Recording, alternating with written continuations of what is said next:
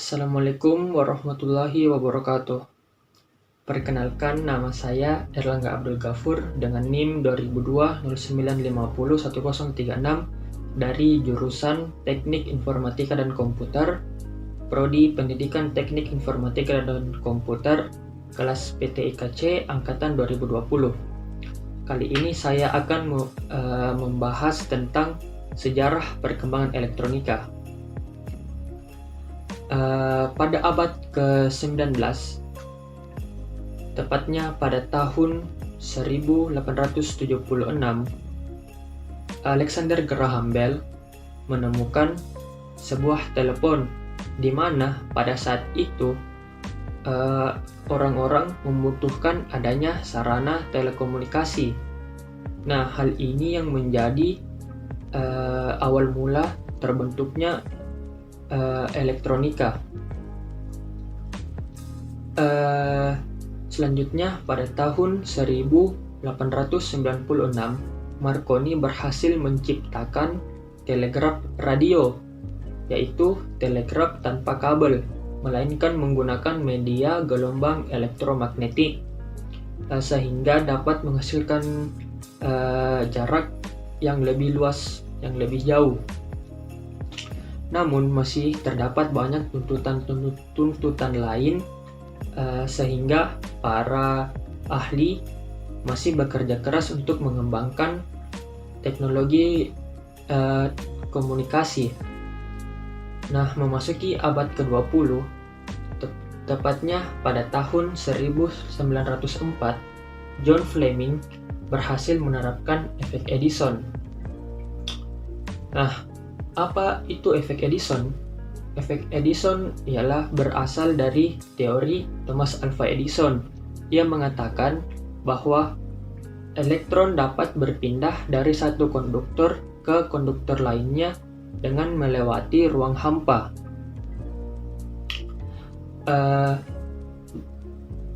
Dikarenakan John Fleming berhasil menerapkan efek Edison tersebut, ia berhasil menemukan suatu penemuan, yaitu valve atau katup yang dapat berfungsi sebagai detektor sinyal-sinyal dari telegraf radio Marconi. 2 tahun kemudian, yakni tahun 1906, Lee De Forest meletakkan elektroda ketiga ke valve Fleming, sehingga ditemukanlah tabung trioda yang ia beri nama audion. Audion ini berfungsi sebagai memperkuat sinyal-sinyal tersebut. Jadi sekitar tahun 1904 sebenarnya orang-orang sudah mulai mengendalikan gerakan-gerakan elektron dalam ruang hampa, sehingga hal itu menjadi tahun 1904 dikenal sebagai tahun kelahiran elektronika. Kemudian pada tahun 1920, Vladimir Zvonikin menemukan tabung ikonoskop, yaitu tabung hampa yang merupakan alat dasar dari kamera televisi. Dengan ditemukannya tabung trioda dan penemuan dari Vladimir Zvonikin ini, maka industri radio dan televisi berkembang pesat. Pada tahun 1948,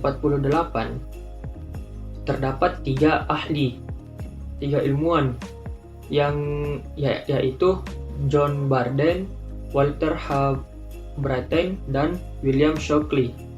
Mereka menemukan alat yang mereka beri nama transistor. Transistor ini menggantikan fungsi dari tabung trioda, dan transistor ini terbuat dari bahan semikonduktor. Karena tidak menggunakan elemen pemanas seperti pada tabung hampa, transistor tidak banyak memakan daya. Di samping itu, ukuran dari transistor itu kecil dan kuat, tidak mudah pecah. Akibatnya, radio yang menggunakan transistor dapat berukuran kecil dan dapat menggunakan baterai sebagai sumber daya listriknya. Selain itu juga, transistor ini dapat diproduksi secara massal, sehingga harganya relatif murah. Selanjutnya, pada tahun 1958, J.S. Kilby menemukan rangkaian terpadu atau integration circuit atau yang disingkat dengan IC, yaitu suatu keping atau chip silikon tunggal yang berukuran sangat kecil, sekitar 1 mm persegi, yang di atasnya berisi rangkaian elektronika yang dapat diproses dengan teknik-teknik difusi dan pengendapan. Dengan ditemukannya rangkaian terpadu ini, sejarah elektronika memasuki era baru, yaitu era mikroelektronika. Pada tahun 1971, perusahaan Amerika yang bergerak di bidang elektronika, yaitu Intel Inc., berhasil membuat IC microprocessor yang merupakan otak dari komputer. IC microprocessor ini bersifat fleksibel, mempunyai fungsi yang hampir tak terbatas. Dengan perangkat keras yang sama, dapat diperoleh beberapa fungsi hanya dengan merubah program. Akibatnya, dapat diproduksi secara massal dengan harga yang relatif murah. Nah, memasuki abad ke-21, perkembangan elektronika semakin pesat, terlebih pada bidang digital seperti komputer dan robotik.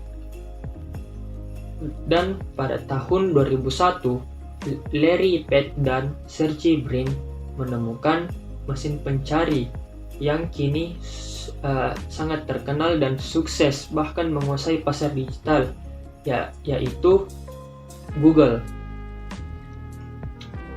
Perkembangan elektronika berkembang pesat dan memasuki era baru, yaitu era nanoelektronika, yang berarti ukuran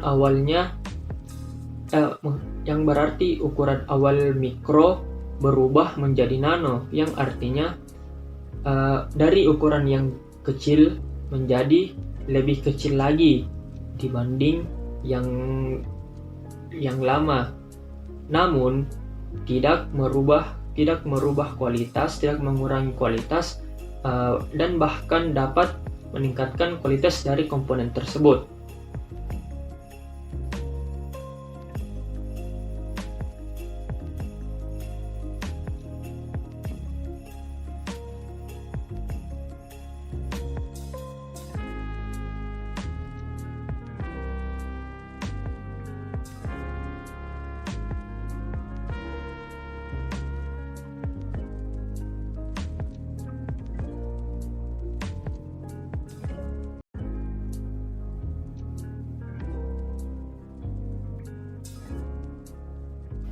Jadi, tanggapan saya mengenai perkembangan elektronika, yaitu